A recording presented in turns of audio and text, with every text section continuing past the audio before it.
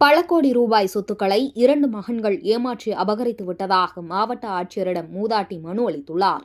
திருப்பத்தூர் மாவட்டம் ராமக்காப்பேட்டை பகுதியைச் சேர்ந்தவர் உண்ணாமலை அம்மாள். இவருக்கு 2 மகன்கள் மற்றும் 4 பெண் பிள்ளைகள் என மொத்தம் 6 பிள்ளைகள் உள்ளனர். இவருடைய கணவர் இறந்த நிலையில் அவருடைய சொத்துக்கள் அனைத்தும் உண்ணாமலையின் பெயரில் வந்துள்ளது.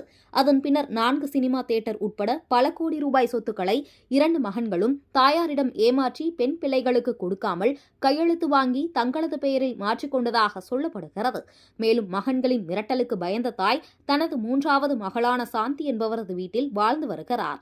இன்று மாவட்ட ஆட்சியர் அலுவலகத்தில் மக்கள் குறைதீர்ப்பு கூட்டம் நடத்தப்பட்ட நிலையில் மூதாட்டி தன்னுடைய சொத்துக்களை மீட்டுத் தரக்கோரி மனு அளித்துள்ளார். மூதாட்டி வீல்சேரில் வந்த நிலையில் மாவட்ட ஆட்சியர் இறங்கி வந்து மனுவை பெற்றது அனைவரின் மத்தியில் நெகிழ்ச்சியை ஏற்படுத்தியுள்ளது.